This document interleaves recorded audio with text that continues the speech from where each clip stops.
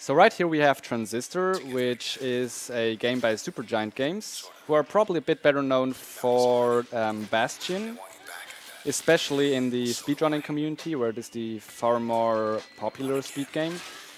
But Transistor still has some neat tricks up the sleeve, I think.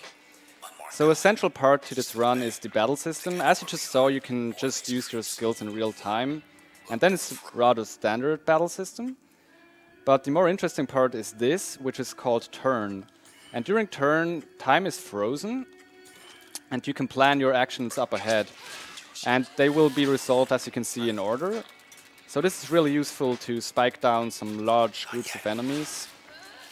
Now, problem with this is, during a run, it's actually not as helpful as you'd imagine, because basically, with turn, you have to use every action twice, right? So once during the planning phase and then during the execution.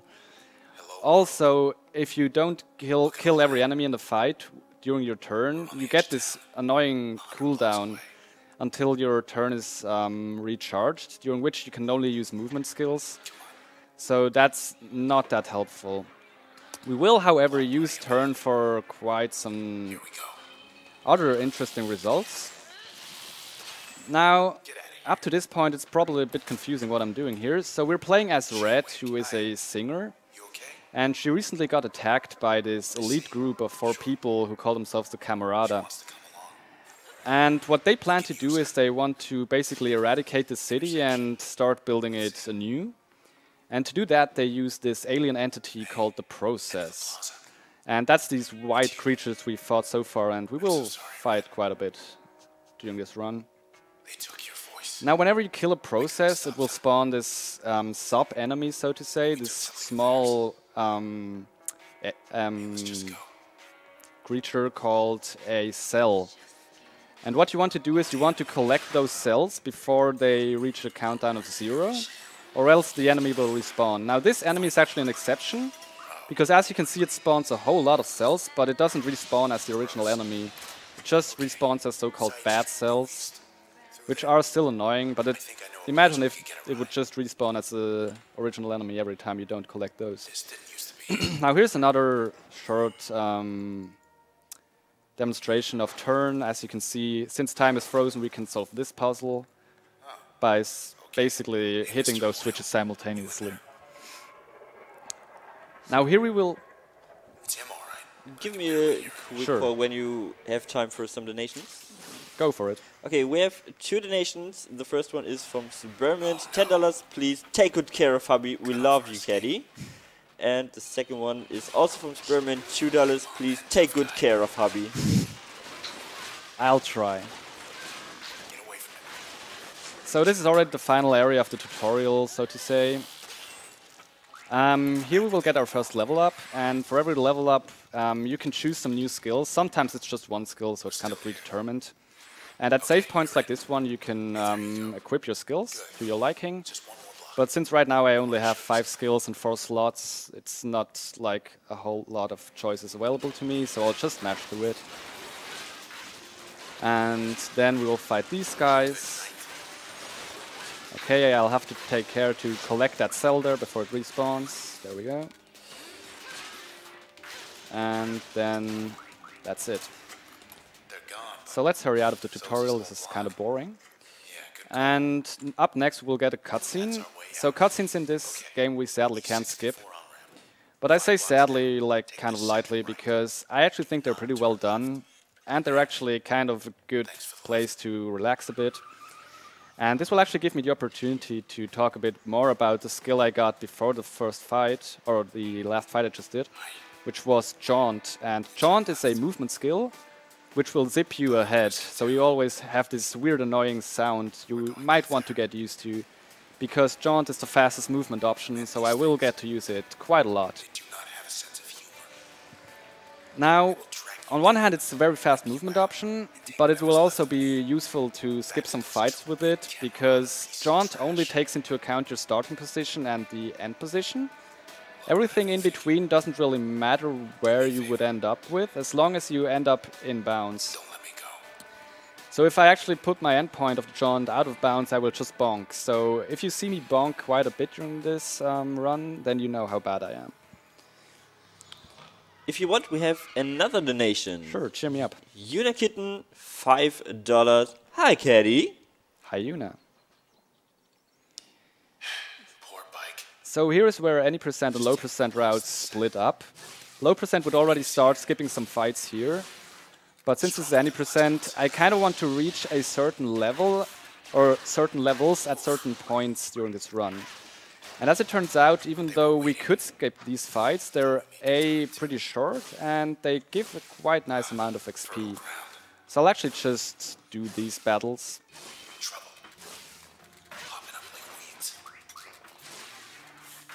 Now, you may have also noticed that we have this weird voice talking to us the entire time. And that's actually my sword talking to me, which is also a pretty weird sentence to say. So in my sword, there is actually the soul of Red's boyfriend. And what actually happened is when Red got attacked, he was noble enough to take the fatal blow instead of her. So now he's trapped inside this sword. However, kind of also not very nice is that Red lost her voice during this attack, and that's, I assume, not that helpful if you're a singer. So you won't really get to hear Red say anything. So this is the next level up, and here we will get a very important skill called Load, which I will immediately equip now. And it's on my skill bar number 2. So what Load does is it kind of places a bomb in front of you, and if you damage that bomb, it will explode and do a very, very nice amount of damage to the enemies. And we will use that in our first boss fight to one-shot her in every phase, which cuts quite a bit of time. But first we have to do this pretty annoying fight, because once again we have this young lady enemy we also had in the tutorial, which spawns these this large amount of bad cells instead of just, you know, behaving like any other enemy. So here we go. Of course they scattered to basically places I don't want them to scatter, but that's fine. And that's that. So here we can skip ahead by just jaunting through this wall. As I said, it only matters if your endpoint is inbounds. But because we skipped a loading zone, the game is kind of confused, so the camera can't really follow us for a while there. Hopefully it will snap over. Please. There we go. Okay. That was weird. So now we're on our way to our first boss. But before that, we will get another cutscene, about 1 minute long, where basically we'll see what I talked about like the attack and her boyfriend taking the fatal blow. And the first fight, or boss fight, will be against Sybil, who is one of the 4 members of the Camarada. Now, problem with her was that she kind of fell in love with Red and grew too close to her for the other guy's comfort, so they decided she would be endangering the plot of, you know, recreating the city. So what they did, gentlemen as they are, they turned her into a process as well. So she basically lost her humanity at this point. There's only very little left of it. And it's basically up to us to, you know, free her from this curse and just lay her to rest. And as I said, we will do that by one-shotting, or hopefully one-shotting her in every phase. So she has 3 phases, and every phase she gains more HP. And she will also summon additional enemies. Now in low percent that would be really bothersome, because we don't get the load skill in low percent at this point. But as I said, since we have it in any percent, it should actually speed up this fight quite a bit. Only problem will be the last phase, because I will have to catch a quite tight window regarding timing of like placing load and whatnot. But first we get this short flashback here to the start of the game, so you will probably recognize this area. This is where I pulled out the sword out of the body of my boyfriend, who will be right over here. There he is. Where are you? Hey. That you? Oh. Okay. Say something already. So this is one of the instances where I will use load, because if you don't use load to attack Sybil, she will basically evade all the attacks. So let's try to do this. And here you will see the power of the load bombs. She's here. So this is Sybil. Look who it This is. is one load bomb. And that's the second one, and that's the first face down. Almost got her. That is the second face down. Sybil.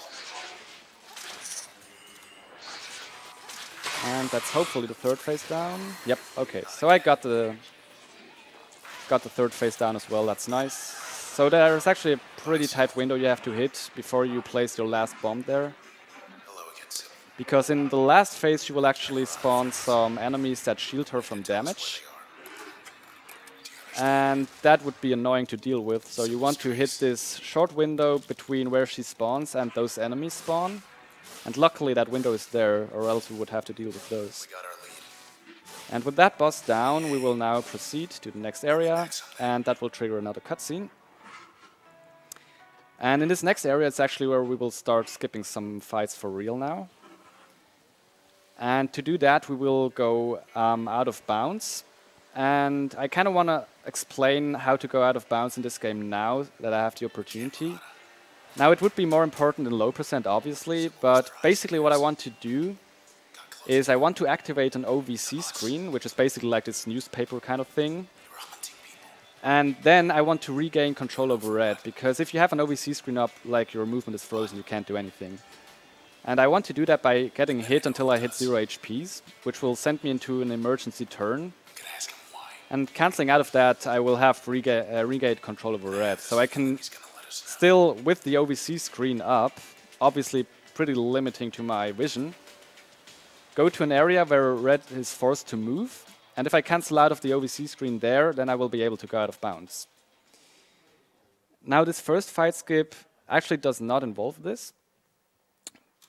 What I will do instead is I'll try to mash turn as fast as possible once I enter the next area. And this should prevent the fight barriers from popping up.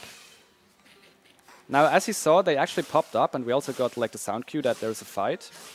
But the collision wasn't there. So now the first fight is still going on, but as you can see, I was able to go out of bounds, and I can just go straight to the exit here. Across the canals. So that was fun. And in this next area, we skip another fight. But this one I will do by jaunting into a very specific spot, which will skip the fight barriers entirely. So as you can see, there are not even like these blue barriers that are usually there during a fight. So that's nice. And since this first fight is still considered to be ongoing, I can skip more fights, but just ignore them. Now I actually want to do this fight here for real, because if I don't do it, then the next area won't load. And that would obviously be a bit detrimental. Golden. I don't like this. And by the way, this is the jaunt skill that I explained earlier, so my movement skill. Is anyone out there? And Hobby, who's the guy in the Transistor, is also having some issues. Maybe more. Now here I don't use jaunt just because my skills are locked, so I can't use it. But I will be able to once I go through this elevator. Time to dance. Jugging their heels And this time. these guys can be quite annoying, so let's see how they behave. Yeah, pretty well so far, I'd say. Get behind something. Okay, that was actually pretty nice.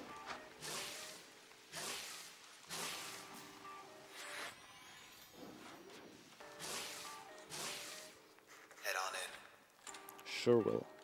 Coast is clear.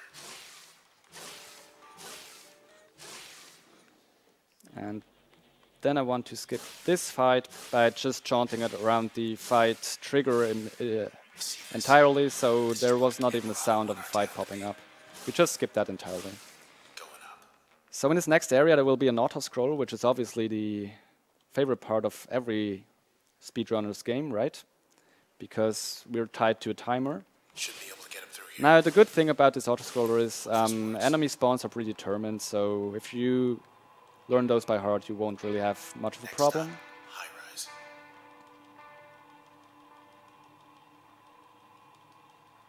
Something Okay, so this will be the first one. As you can see again, I will use load quite a bit because enemies get one hit by it here. Solid. That's cool.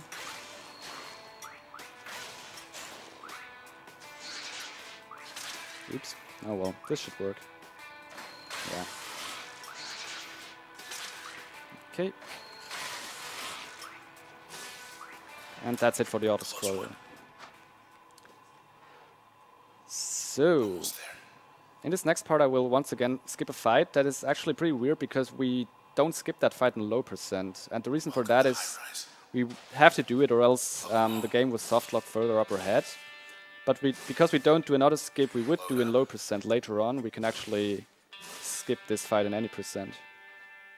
If I can... Okay, good thing I saved there.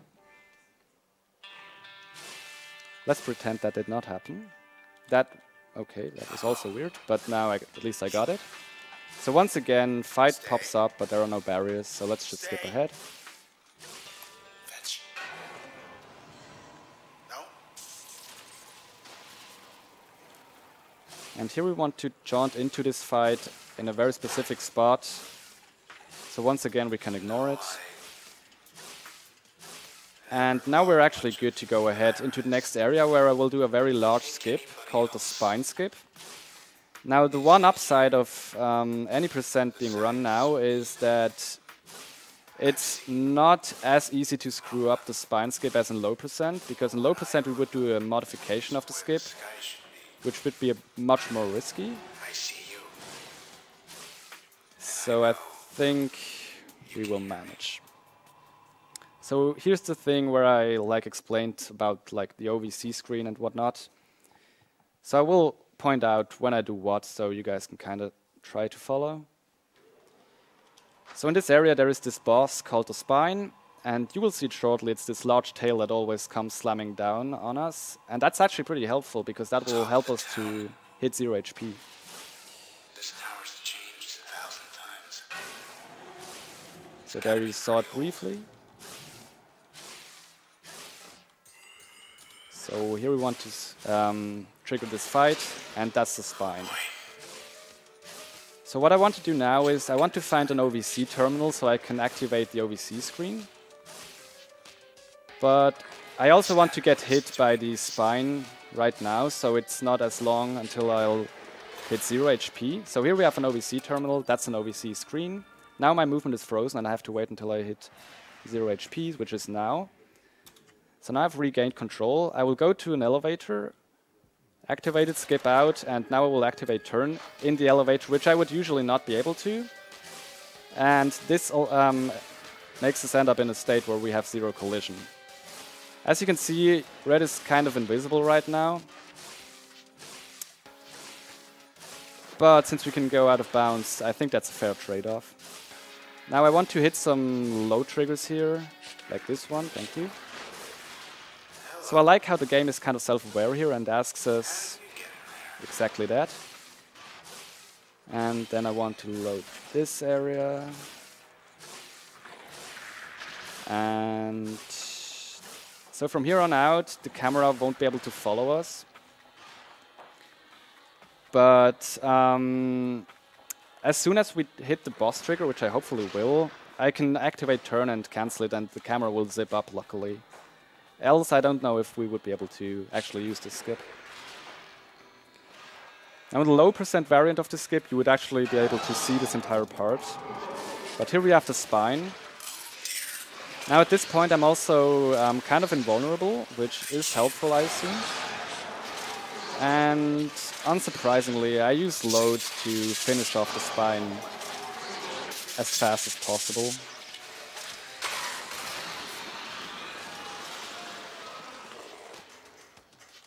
Which leads to this pretty weird intermission.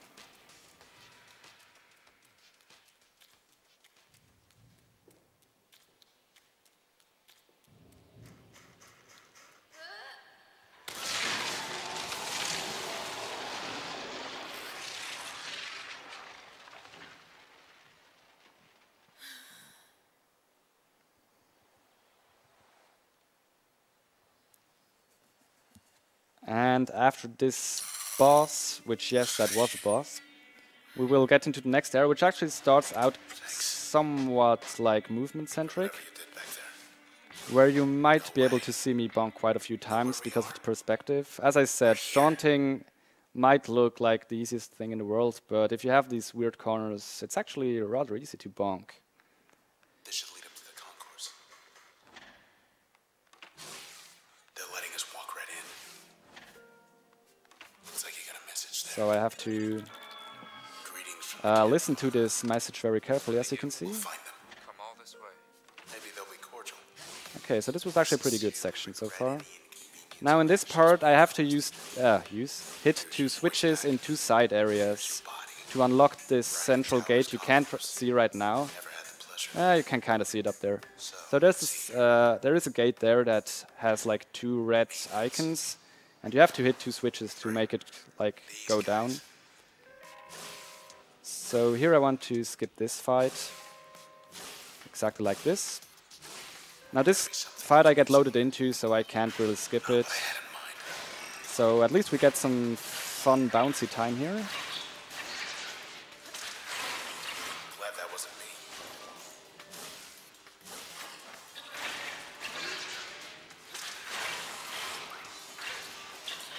One more down at the end.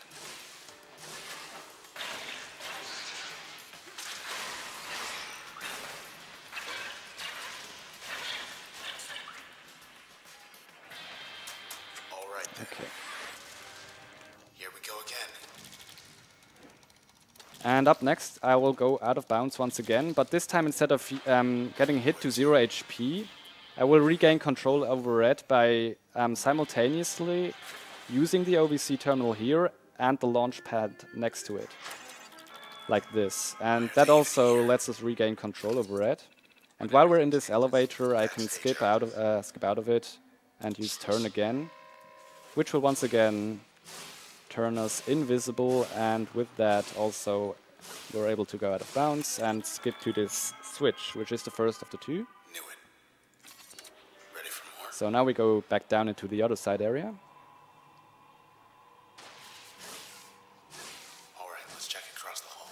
So there you can see like one of the icons, well, C is I think a bit of a big word, but you were able to imagine a green icon there and a red one. We'll just take a peek. Somewhere in here there's a file on everyone in town. Safe and secure. And this fight we want to skip by ignoring the fight trigger entirely, by jaunting around this way. Now this next fight we can't skip entirely, Oldest but we can try to only load in a limited amount of enemies, which I was successful with. So this time only these 2 guys spawned. If you don't do that quote-unquote skip, there are a lot more enemies down here, including one that shields the enemies, so it's pretty annoying to deal with those. And this is already the second switch. That's 2. Big door downstairs ought to be open now. Exactly. But there is one more group of enemies that spawned in by now. Now luckily they won't attack us until we attack them, We're not waiting. which is very kind of them because we can prepare a nice bomb surprise for them. Now I have to wait until this guy stops shielding itself. It's off. And that's nice. So with those guys out of the way, we can go through this gate. This is it. And this will lead us to the next 2 members of the Camarada. As I said, initially there are 4, but since we already took care of Sybil, there are only 3 guys Once left. this is over, And we kind of want to, you know, ask them for advice, let's say, how to get out of this mess with the process and whatnot. standing offer. So hopefully we can get that kind of advice here. I mean, there are 2 of them, so chances are doubled, right? Once again, I can't use any skills here, which is why I'm walking normally. It's not like I forgot to use them. Now, since this is a speedrun, the 2 guys were like kind of taking care of the speed part by themselves. Problem with that is, while this cuts out like a potential boss fight, we still don't really know what to do with regards to the story. So that's it. So as it turns out, this was just like a false flag, and we have to go all the way back to the start of the game. Now don't worry, I don't have to like manually go back, at least not the entire part. So there will be a cutscene that brings us part ways back. And we will spawn in where we fought Sybil. So you will be able to recognize a lot of the areas since we go just basically backwards to the starting point of the run. Except that this time around the area is a lot more white. Because at this point the Camerata has kind of lost control over the process. And the process is just running rampant, and now there's only one Camerata guy left, who is in a completely like abandoned area, which we have to reach now. So after this cutscene, I will be in an area where actually low percent and any percent kind of merge again, because the next area will be done exactly the same between any percent and low percent, with the exception that in any percent I'm like 2 to 3 levels farther ahead. So this will help me because I want to reach level 6 at a certain point in the run, because that will give me a new skill, which helps me a lot in fighting the kind of like endgame enemies. And in low percent we obviously don't have that luxury. But look at this town. Its time is up. And once again I will be loaded into a fight, so I can't skip it. But basically at this point I kind of want to skip all the fights I can, because I'm at a good amount of XP. I like how you sit there like, nah, I don't need my heads for speedrunning. Your stage. Sure. Stop this. I mean, if they're so nice to us, why not take use of that, right? Nice shot. Okay, so after this fight, I want to use as many jaunts in this turn as I can, because once again my skills will be locked right now. And by using as many jaunts during that turn as I can, I was able to basically get the most out of it without having to walk like this. Hello up there. Now I will regain my skills after this section, which will lead to a skip that is somewhat finicky, so I want to save here. Get to where you found me. We'll make our way from there.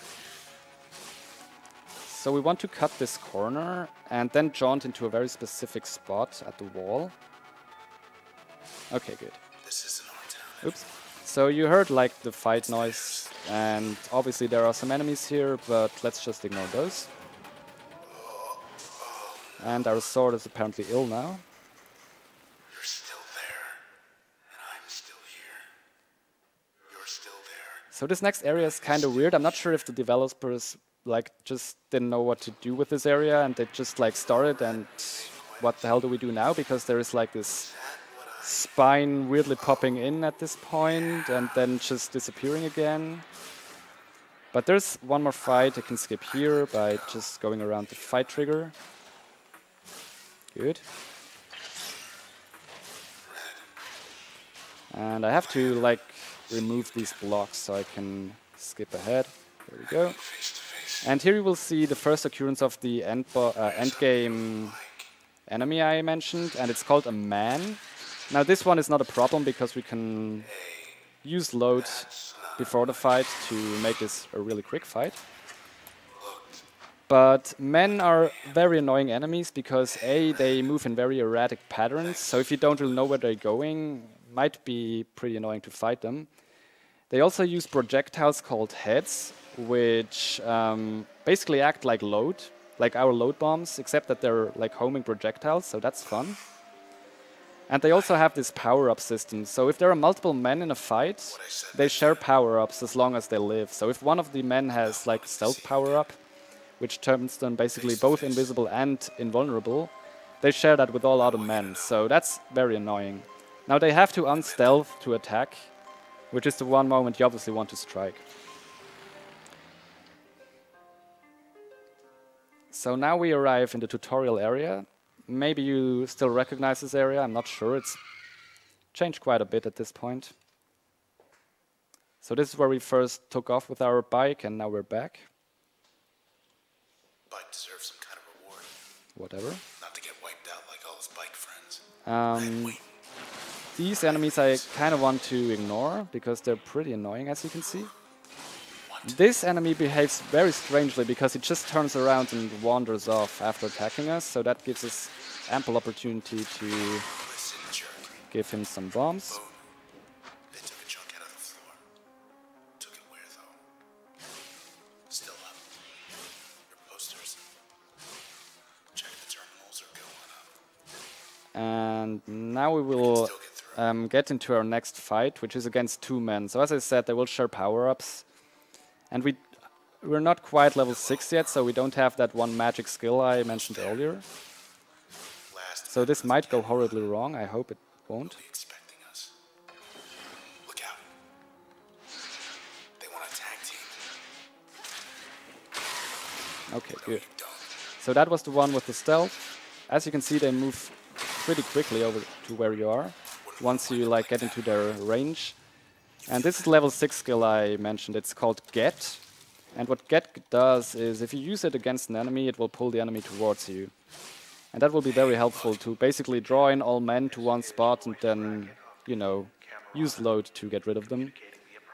Now one like downside of the any percent is we actually have to sit through this guy talking. In low percent we would actually skip him.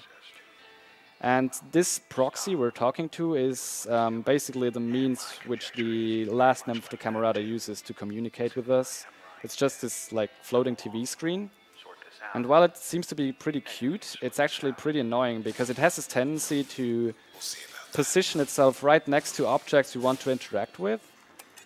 And if you interact with the proxy instead of the actual object, he will start talking again and your movement will be frozen. So you will just listen to it for 30 seconds, and that's obviously not something you want. So with this, we are now in the final area of the game called Fairview, and basically this is right before, like location-wise, before we actually popped into the game. And this area is very wide because it's basically where the process is located, like the central unit. Now the first thing I want to do is I want to rearrange my skills and take use of Get, which I just got. Nice sentence there.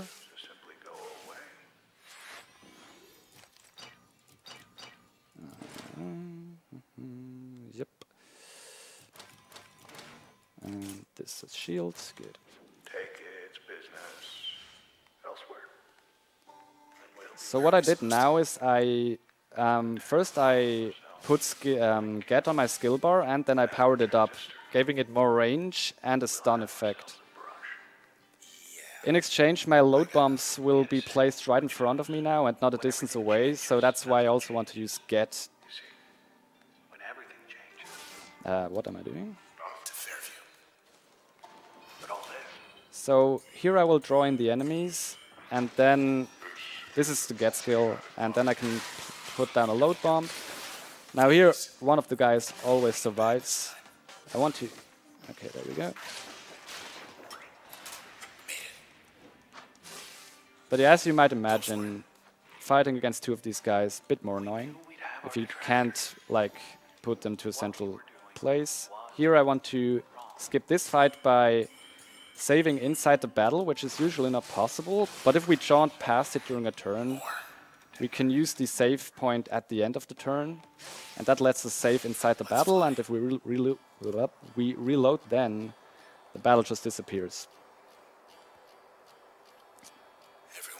Up next is a fight against 3 men, and that's the central fight we want to have Get for. This is it for me. I could get used to this.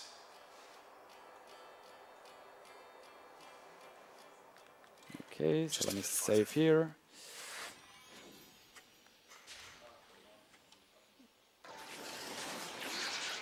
These ones aren't hiding at least. Okay, not sure if this will work. Let's see. So we draw these guys in. Okay, I still placed it. That's nice. So this should work. Good. That should do it. So yeah, in low percent, since we would not have Get, this would take a lot longer. And that was actually already the last fight we do outside of the final boss. So here we do some nice exercise. I have no idea what's inside every because why not? What? I'm hearing. Well, that's really all they are. And Roy's still talking because that's what he likes to do. This fight we can skip by just going to the right here, which won't trigger the fight at all. It was like staring at So this is one premier spot where Royce is just in a really terrible place. And if you use the save station there immediately, you will instead talk to him, wasting quite a bit of time. Now this final skip here is pretty precise, I hope. Yeah, that looks good. Okay. And what I want to do now is I want to use this save station after the barriers you will see shortly. So, by using turn, I can save behind that barrier there. And the thing with this barrier is, actually Royce, you can see him on this podium up here. The way this is supposed to go is you go up to one of these barriers, Royce starts talking, then he lowers the barrier. You have to wait until it's lowered, then you proceed and he starts talking again and so on. But by saving behind that barrier, you can just jaunt basically through all of them. And Royce doesn't get to talk, which is also pretty nice.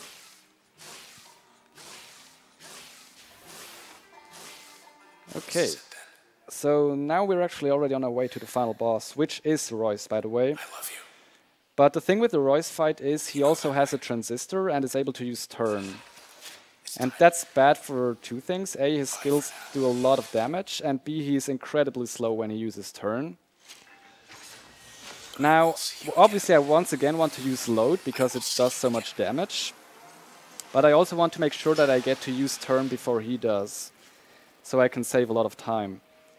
And as it turns out, if we use a skill called Help in this fight, which summons a pet dog, and that dog attacks our load bombs, they will duplicate for whatever reason. So if I just place one load bomb and attack it 3 times with our dog, we get 4 load bombs out of it for the price of 1, which should enable us to activate turn again before Royce will be able to. Now Royce has 4 phases, or 3 lives. So I have to do this quite a few times, and I also have to mash turn for it. Now with my keyboard I use at home, that's obviously that's usually quite a bit annoying because it's a very loud keyboard, but I think this one is fine, so let's try to do this. How's time? That looks actually okay, I guess. So, let's get this over with. Okay, let's see if I remember. Yep. Good. Who gets to go first? So first I want to summon my dog, but Royce always gets the first turn because he's cheating. And here you can see he takes quite a time. Now Royce is infamous for screwing runs at the very last opportunity because he likes to run away. And that's not very nice of him, so let's see if he does. Not so far. Okay. So here I place the load bomb, and now I can attack it 3 times with my dog. So that was phase 1. Didn't care for that. And same for phase 2.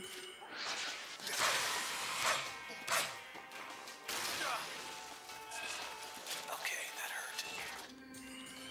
And same for phase 3.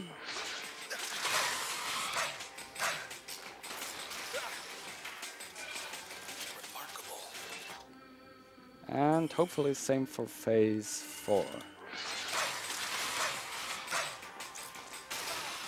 Yeah, so that was Royce.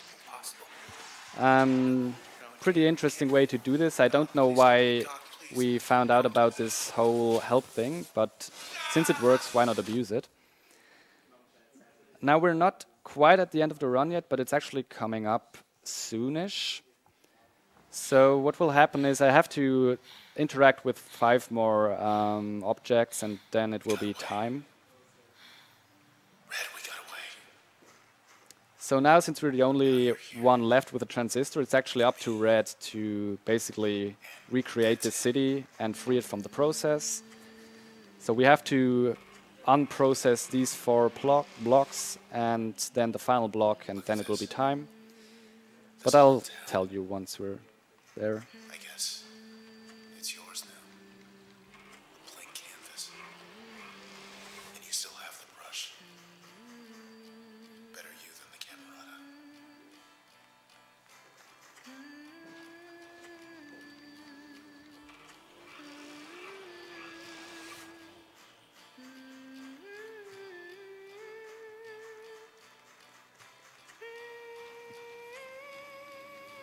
So this looks pretty nice again. Like, I guess this kind of looks like the city looked before. Head back to your place in high-rise. But obviously we don't want to do this like for the entire city. So I think Red has kind of found a way to Drinking joints in the canals. deal with all of this her own way. So once I interact with this, it's time. So it's now. Oh, nice. Thank you. I was actually a lot more worried about the Transistor run than Tomb Raider, but turns out that was wrong. But I'm not getting out of here. That's nice. Hey. What are you doing? So yeah, this is Transistor. Any what are you percent, low percent would have been fun too. As you probably guessed, it's the category I like a bit more, but that's fine. You do it. So I guess that's the end. Except you want to see the, you know, Red kill herself, that's fine. You